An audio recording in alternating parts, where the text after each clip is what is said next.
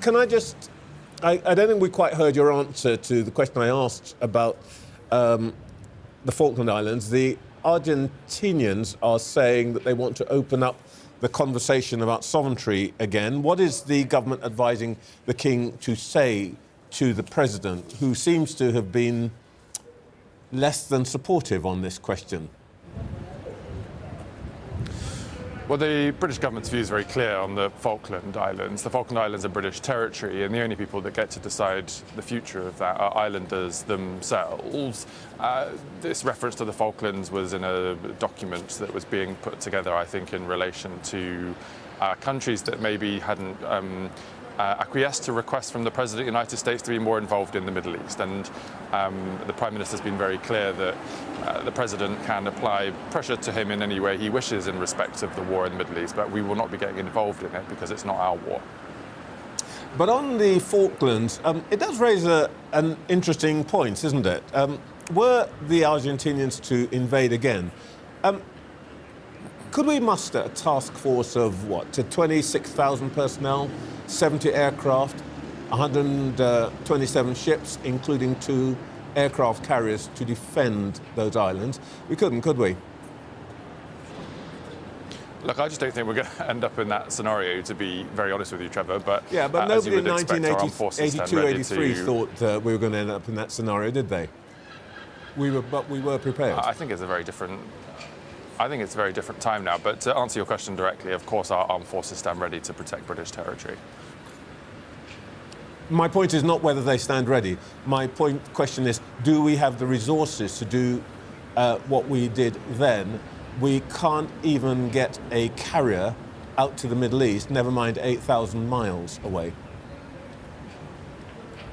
I think you're asking me about HMS Dragon, which was under maintenance at the time it needed to be deployed, given its...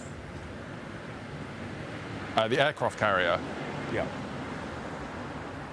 The aircraft carriers have been on a tour of duty only very recently, all the way through the Mediterranean, through to the Asia-Pacific region and back again. Our aircraft carriers are very modern technology, some of the best aircraft carriers actually in the world, given that they're so new. But as I say, this hypothetical scenario of having to defend the Falklands, I just don't think is a serious proposition. All right, look, the politics of the week have been dominated by the so-called Mandelson affair. The Prime Minister says he was lied to by Peter Mandelson, kept in the dark by the civil service. Everyone who is said to have made a mistake or been touched by this affair, Morgan McSweeney, Ollie Robbins, Chris Wormold, Tim Allen, the Director of Communications, has either resigned or been sacked, whether they apologised or not. How come that the individual who actually made the decision to appoint Peter Mandelson, the Prime Minister, is still in his job? The Prime Minister's been very clear that the decision to appoint Peter Mandelson as Ambassador of the United States was the wrong one. He regrets that and he has apologised for it. There have been some specific process failings around, for example, the security vetting recommendation not being advised to ministers, which many questions have been answered about this week. But it's been made very, very clear, both from Sir Ollie Robbins' testimony to the Select Committee and also questions being answered in the House, that the Prime Minister and no other minister was told about the security vetting question, and to allegations that the Prime Minister knew or lied or that there was a cover-up have just been found to be totally untrue. Yes, but my point is that none of the people that I listed actually put Peter Mandelson in the embassy on Massachusetts Avenue. The one person who actually did that said sorry, but he gets to breeze on as though nothing's happened and everybody else has lost their job. Is that fair? As I say, the Prime Minister's apologised for appointing him, but it's also been very clear that had Peter Mandelson given him the whole truth in relation to questions that were put to him by the Prime Minister's office, and indeed if officials had shared the UK security vetting recommendation, the Prime Minister wouldn't have appointed him in the first place. So the whole situation is regrettable, as you would imagine. But as I say, on these particular questions of whether the Prime Minister had lied or misled the House or had done any wrongdoing here, that's all been shown not to be the case. And we have to be honest. I mean, there are serious process questions here. It's right that Parliament looks at these issues. Yeah, I'm not really asking you about process. I'm asking you about what is fair and what is just. Before the local elections, because of course it's a political I'm attack saying from that other parties when great things are happening. Several people have lost their jobs. The one person who's actually responsible for what everybody now says, including you, is a terrible mistake, gets to say, "Oh, I'm sorry," and sail on. Did that feel right?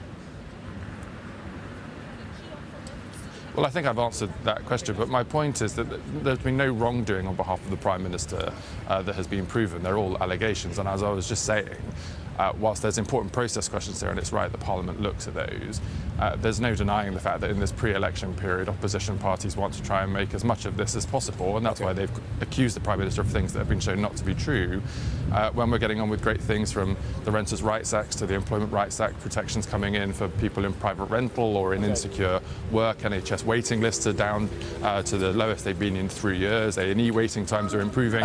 These are the things the public really want to be talking about, as I heard only yesterday when I was campaigning in Wales and doing my own constituency events in Bristol. Chief Secretary, I'm sorry I have to interrupt you, and forgive me, this is not your fault at all, but because of the interruption at the beginning of our interview, we didn't get what you had to say about the events in Washington. And I wonder if I can just ask you that again. What is your reaction, and what is your message to President Trump? What I said at the start was that obviously the scenes were remarkable overnight and would have been deeply troubling for everybody involved. I know that the British Embassy staff and others who were there are very grateful to the US Secret Service for the action that they took. The Prime Minister has sent a message to the President this morning in solidarity for what he faced last night. And then I went on to say, of course, that in respect of His Majesty's visit to the United States next week, that our security services obviously remain in close cooperation in advance of that.